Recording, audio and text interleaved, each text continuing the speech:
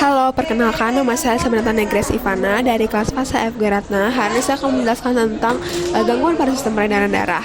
Nah, saya di sini akan membahas tentang 6 gangguan pada sistem peredaran darah. Tapi yang pertama saya akan mulai dari yang namanya hipertensi. Nah, apa sih hipertensi itu?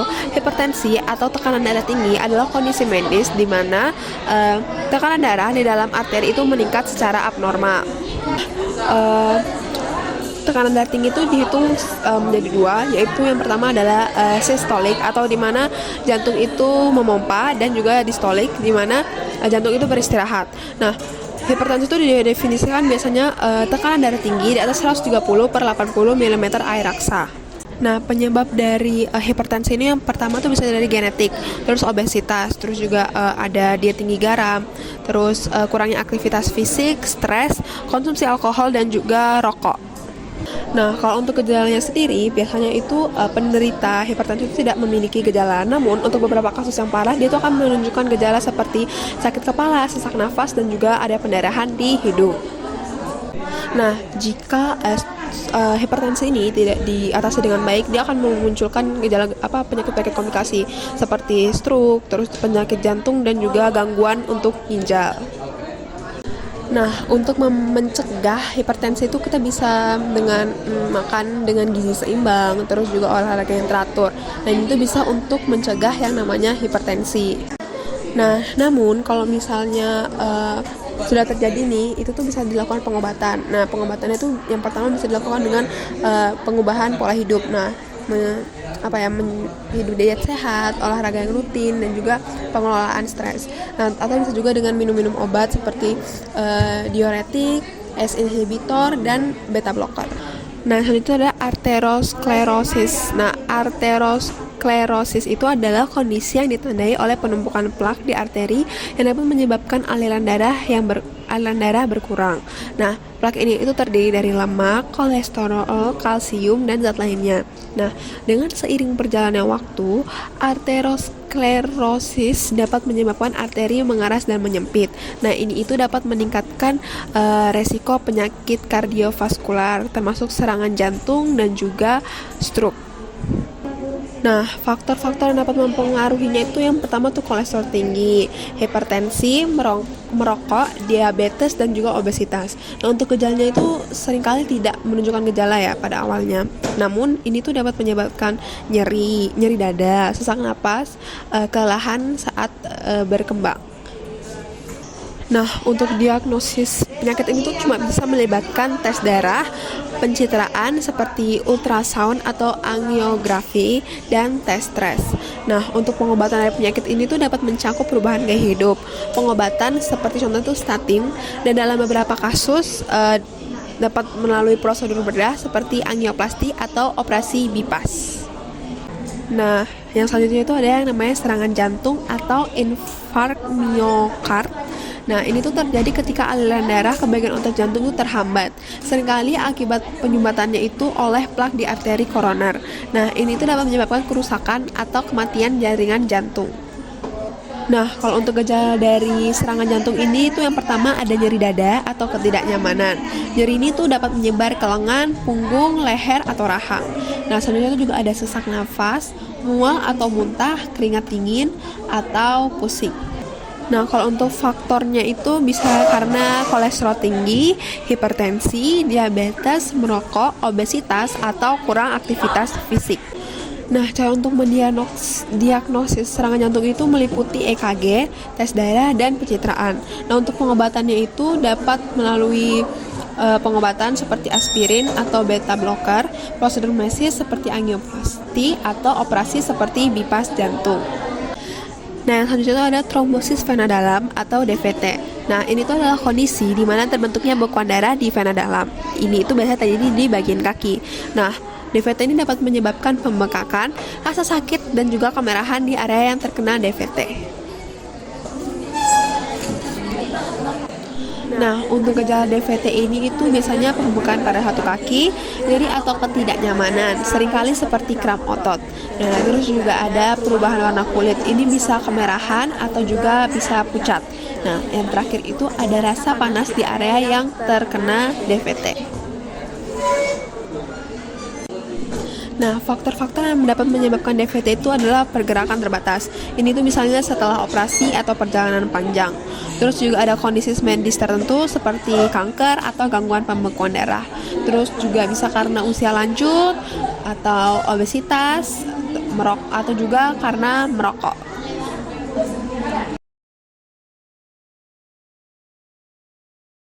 Nah, untuk diagnosis penyakit ini itu tuh melibatkan pemeriksaan fisik seperti ultrasonografi dan juga tes darah. Nah, untuk pengobatannya itu seperti antikoagulan atau pengencer darah, kompresi dan dalam beberapa kasus harus melakukan prosedur untuk mengangkat bekuan darah.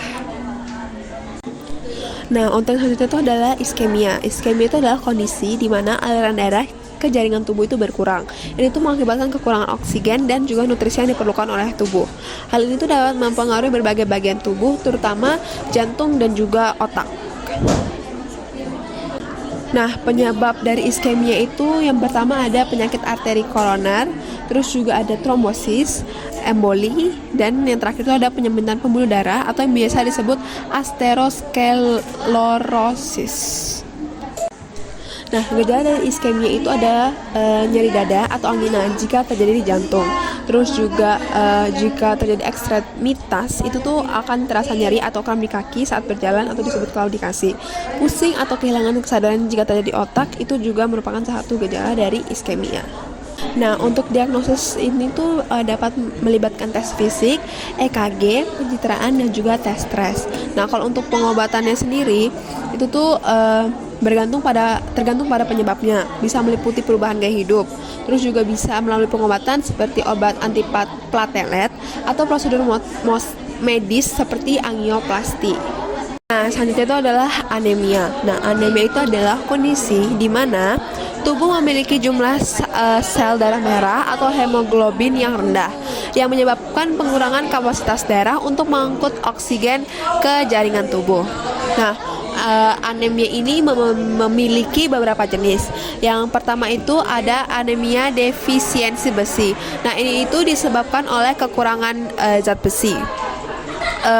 Yang kekurangan zat besi yang penting untuk produksi hemoglobin. Nah, yang selanjutnya itu ada anemia aplastik. Nah, ini tuh terjadi ketika sumsum tulang itu tidak memproduksi cukup sel darah merah. Nah, yang selanjutnya itu ada anemia hemolitik. Nah, anemia ini tuh terjadi ketika sel darah merah dihancurkan lebih cepat daripada yang dapat diproduksi. Nah, yang selanjutnya itu ada anemia pernisiosa. Nah, ini itu anemia pernisiosa itu disebabkan oleh kekurangan vitamin B12 yang diperlukan untuk produksi sel darah merah. Nah, yang selanjutnya itu ada gejala-gejala dari anemia. Yang pertama itu ada kelelahan atau kelemahan, terus ada pucat, selanjutnya ada sesak nafas, lalu pusing atau bahkan bisa sampai pingsan, terus juga ada detak jantung yang cepat. Dan selanjutnya itu ada penyebab dari anemia. Nah, penyebab dari anemia itu yang pertama ada kekurangan nutrisi seperti zat besi, terus vitamin B12 dan juga asam folat. Nah, ini tuh anemia juga dapat disebabkan oleh penyakit kronis seperti penyakit ginjal. Nah, ini tuh juga dapat disebabkan oleh gangguan genetik seperti thalassemia atau sickle cell disease. Nah, terus ini tuh juga dapat disebabkan oleh kehilangan darah. Misalnya itu seperti akibat menstruasi berat atau pendarahan internal. Nah, selanjutnya itu ada diagnosis dan pengobatan anemia. Kalau untuk diagnosisnya sendiri itu melibatkan pemeriksaan darah untuk memeriksa kadar hemoglobin dan jumlah sel darah merah. Nah, kalau untuk pengobatannya itu tergantung pada penyebab dari anemia itu sendiri. Itu tuh bisa meliputi suplemen zat besi, vitamin, dan juga transfusi darah, atau bisa juga melalui pengobatan untuk penyakit yang mendasarinya. Nah, untuk yang terus juga ada pencegahan. Untuk pencegahan anemia itu yang pertama ada menjaga pola makan yang seimbang, yang kaya akan zat besi dan nutrisi penting lainnya, serta mengelola kondisi medis yang dapat berkontribusi terhadap anemia. Nah, yang selanjutnya itu ada hemofilia. Nah, hemofilia itu adalah gangguan pembekuan darah genetik yang menyebabkan tubuh kesulitan dalam membentuk bekuan darah, sehingga meningkatkan resiko perdarahan. Nah, ini itu terjadi karena kurangnya atau ketidaknormalan faktor pembekuan.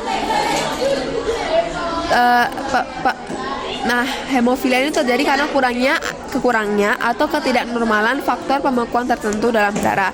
Nah, hemofilia ini memiliki dua jenis. Yang pertama tuh hemofilia A.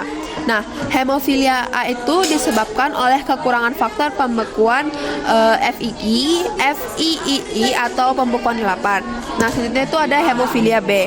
Nah, hemofilia B itu disebabkan oleh kekurangan faktor pembekuan IX atau 9. Nah, kalau untuk gejala anemia itu yang pertama ada pendarahan yang berkepanjangan setelah cedera atau luka. Terus juga mudah memar. Terus pendarahan spontan dari hidung atau gusi. Terus nyeri dan pembengkakan pada sendi akibat pendarahan internal. Nah, yang selanjutnya itu ada penyebab hemofilia. Nah, penyebab hemofilia itu adalah kondisi genetik yang biasa diwariskan dari orang tua kepada anak, dan dia itu lebih umum terjadi pada pria dibandingkan daripada wanita. Nah, untuk diagnosis penyakit hemofilia itu tuh dapat dilakukan melalui tes darah. Tes darah untuk mengevaluasi kadar faktor pembekuan. Nah, selanjutnya itu ada pengobatan dari hemofilia. Nah, yang pertama itu ada penggantian faktor. Pemberian faktor pembekuan yang hilang itu bisa melalui infus. Terus juga ada obat-obatan. Nah, untuk mengelola gejala dan pencegahan pendarahan, obat-obatan itu untuk mengelola gejala dan mencegah perdarahan. Nah, yang satu itu ada pendidikan dan manajemen. Ini tuh penting, kenapa? Ini tuh untuk menghindari aktivitas yang dapat menyebabkan cedera. Nah, yang selanjutnya itu ada pencegahan.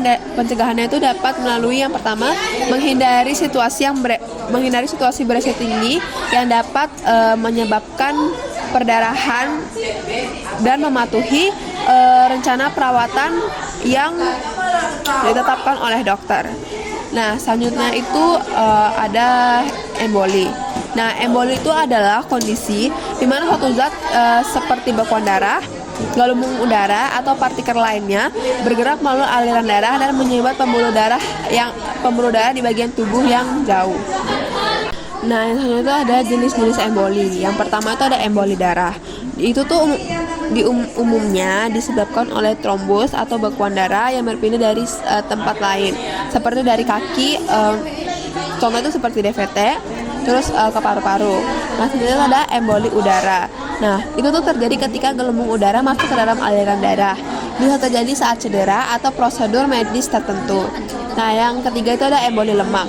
Terjadi ketika lemak masuk ke dalam aliran darah, biasanya setelah cedera tulang. Nah, keempat itu ada emboli miokard. Terjadi ketika partikel atau gumpalan menghalangi arteri jantung. Nah, untuk gejala emboli sendiri itu yang pertama ada sesak nafas, terus ada nyeri dada, batuk berdarah, kelemahan atau mati rasa di ekstremitas, terus ada pusing atau kehilangan kesadaran. Nah, untuk penyebabnya sendiri itu ada trombosis, terutama DVT, terus ada cedera yang menyebabkan gelembung udara, terus prosedur medis seperti operasi, patah tulang yang dapat melepaskan lemak ke dalam aliran darah. Nah, untuk pengobatan dari penyakit ini itu dapat melalui obat antikoagulan dan itu untuk mencegah pembekuan lebih lanjut.